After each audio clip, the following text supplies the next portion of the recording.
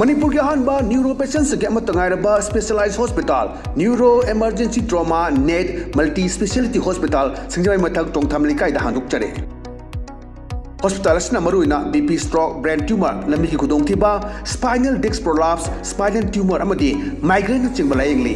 hospital asida neuro gi layeng bar changba afaba makhal gi khusu khulai amadi machine marang kai de lei masina kokal mari lenaba tongan tonba makhal gi anaba sing ningthina layengli lamdam masida neurosurgeon yamna tangariba maramna chingmadi arapa mafumdagi lakpa anaba sing neurosurgeon unanaba honabada awaba kya mayongdari masida sunatna matam tintana anaba layengna maram oraga khudong thiba kya su mayongdari masi punamakhtagi kharado orabusu kananaba Dr. Parkinson Singh MCS Neurosurgery AIMS New Delhi na masamaki hospital asida pung kunmari leituna anaba sing layengli hospital asida ataba mamalda layeng batana OPD general amadi ICU beds operation medicine x-ray amadi lab ka mai lena basnasu ataba mamalda phangalli ngasi magdenshin biro amadi kudong saba singa silobiyo hena kubam road gidamak hospital asigi telephone number 7005534166 natraga 8974572154 da pau phabirak yagani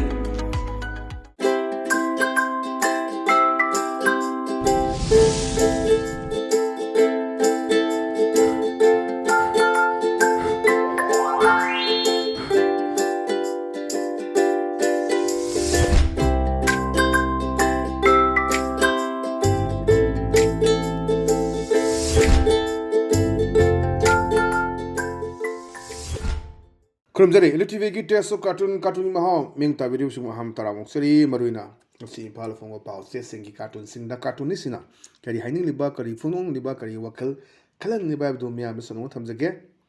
am lokal sanga express ki onthok pani da onthok ma phadra yu loktak pat kum bagi ni pat na mane lorosi thambale phukai na sale no phet tawduna legi asibagi skeleton am leire adagi nimese thoe asibagi skeleton hai tare ko makok sina hai kama haigena miyo begi laiba haidi se si oire ko asi bada mangje na nai si riba mi miyam dune ba stede thambal jile ka phana satana adagi lai film jida ada numisina haire zat urakani yeng bada kallo na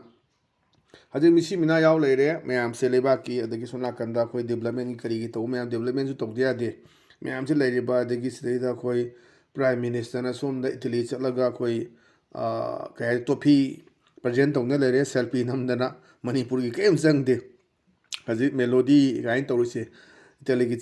prime minister duga tawra unadana namdana mayama tawna mayam doni haji sidai da mo khoi cockroach dana da party na tholak mayam laiba anang sai asi besana yenga thambal di phugai na satana nongnari thambal si kai no di khangamni aina phajana mu elaborate tawdaga sumu aduna mu defamation gain tawrakani aduna thambal gi Laika apana sale momon minok tamme asibasna koi waraga leire numisina ura haire isneba jat ura kini yeng bada kalluna nang sai asibasna siga du thola kesu bakon bi daw leite aduna me begi laiba haire se si oire ko asibada mangjai hedana na fazaba manungda art puba wan to puba dumba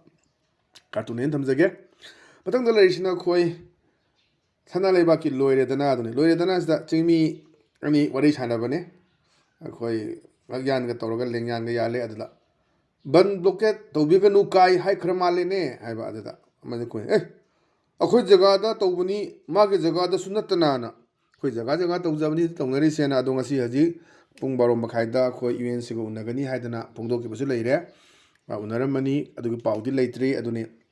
sigi film de aduna ban blockade tawbinu ngarang chief minister na haibaduni ada base tawraga dani cartoonist thamai de ban blockade tawbi ka nu kai hai khramale ne hai ganda akoi ki jaga tawbuni mage jaga da sunatna na Manipur si kamaina laigadam no khangde film je man tawningba adugi chingdana rule ama tamdana rule ama leirabra aduni adudi leiponte adum indaba rule se follow tawdaba me am se leidani aduni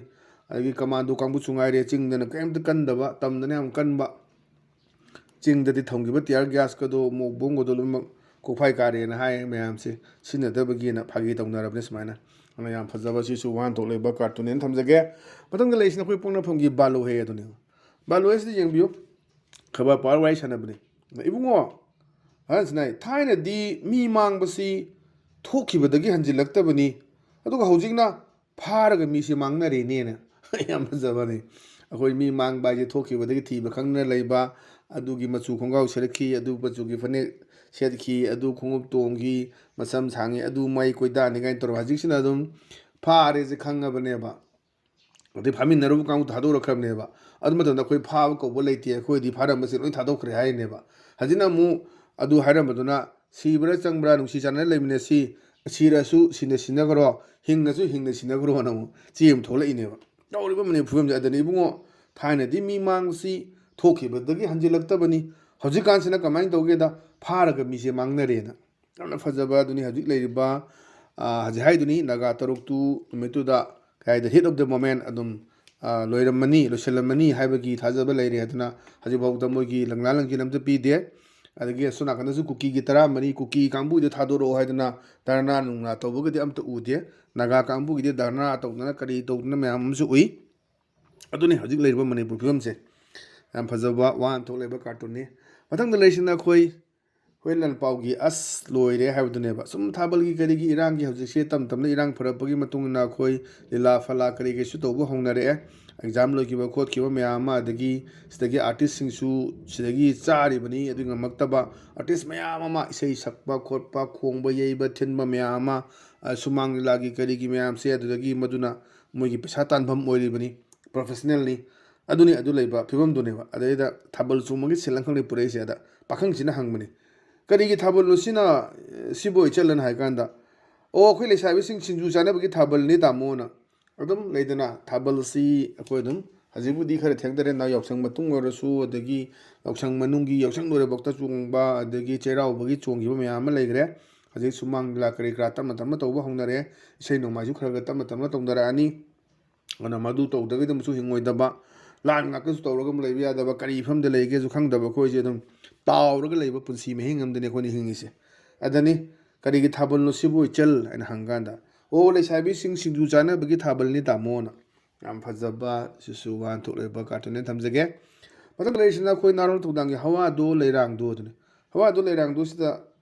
ꯂꯝꯖꯦꯟ ꯇꯥꯟꯅꯕꯒꯤ ꯁꯤꯟꯅꯤ ꯆꯦꯟꯕꯒꯤ ꯃꯈꯥꯗꯒꯤ ꯃꯤꯁꯤꯅ ꯍꯥꯡꯄꯅꯦꯕ ꯀꯔꯤꯒꯤ ꯂꯝꯖꯦꯟꯅꯣ ꯉꯥꯏꯕꯤꯈꯣ ꯁꯥꯔꯅ ꯑꯗꯨꯗ ꯉꯁꯥꯏꯒꯤ elected हाईतारेको लेबाक निम्बगी लमजेनेना लेबाक निम्बगी लमजेन तारकपा हजिक election में नक्सनरे कैंपेन मागबी तौनरकपा हजिकसे जुम सोशल मीडिया दा कई थागतनबा मैम होंगनरे अदगी सिदैदा कोई क्रॉस जनता पार्टी की मैम थोंगनरकपा मैम योंगनरकपा याम नुंगाइदुरी 2027 की इलेक्शन से अदुना हजि लान गसे तम तम कोरकपी मोंगनी इलेक्शन नक्सलपगी मतुंगदा अदगी हाना boycott Toramba cookie MLA 10 boycott Toramba अमा लेगद्रे अदु हंदु ए न थोलको मैम येंब ताबनी कुमैसी कनाना सानरिनो हंगलायोने लेदुइरा कयो लेदुइनो हाइबु फुमदुनी हजि मैम खंगनरिसे रस्तेदा अदुम फुमदु लेबनी अदुगा मतंग लेसिना कोई पीपल्स क्रॉनिकल की सैटरडे सटायर सिदा येंबियु मै लीडर्स न हाइबनी Don't be so ridiculous. Nang smaina nukning ba potu du oigno. Whenever elections are held, everyone enjoys. Election la kan da di pangtho kan mi si loin harawni before and after you will be witnessing it very soon. Adui matung da di nang ura ani ba. Ana don't be ridiculous. Anuning bo oigno. Whenever elections are held, everyone enjoys. Before and after you will be witnessing it very soon. अहान बोगरा election ममांग ओइगरा मतुंग ओइगरा मदुगी नुंगाइबदुदी अदुम उरानी सिनेबा जी इलेक्शन दे लोय ngongna लेरबनी हजि लेबा की इरांग चंगदे हजि नुमित मपनि तारानी सुग्रे माउद पले लेरिबा पोच लोय पतखरे मैम अलू कईदगी मैम दगी चानिंगाय थनिंगाय लेतना हैरा यों थोरक प यावरे होय माउ यूनियन की अदुगा सेनापति डिस्ट्रिक्ट स्टूडेंट एसोसिएशन ना मतेंग पांग बखोट पखरे लेग्रे मदुना क्याम कुइने पांगनी मु चाटुक चाटे लेरबनी गाड़ी चोम जामनी पल लेरिबनी यंगसी करी ओरकदगे हायबदुना ngasi de dombe tv ki testo cartoon cartoon ma haw mata nga solution jare meng ta video sing bo mu kana khurum jabolo ni na kaine na yathani jari pine birish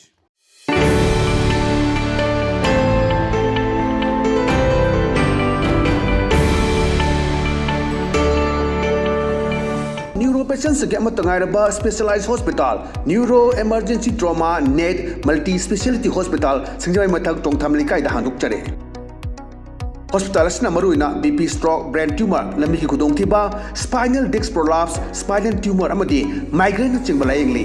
hospital asida neuro gi laing ber changba afaba makal gi khusu khulai amadi machine marang kai lei masina kokal mari leina ba tongan ton ba makal gi anaba sing ningthina laingli lamdam masida neurosurgeon yamna tangali ba maramna chingmadi arapa hom dagi lakpa anaba sing neurosurgeon unana ba honabada awaba kya mayongdari masida sunatna matam thinthana anaba lainguna maram oraga khudong thiba kya sumayongdari masi punamakta kharado orabusu kananaba Dr. Parkinson Singh MCS Neurosurgery AIMS New Delhi na masamaki hospital asida pung kunmari leiduna anaba sing layingli hospital asida ataba mamalda laying matana OPD general amadi ICU beds operation medicine x-ray amadi lab kamai na basinasu ataba mamalda phangalli ngasi maglension biro amadi kudong saba singa silobiho hena kubam rol gidamak hospital asigi telephone number 700553416 natraga 8974572154 da pau phabirak yagani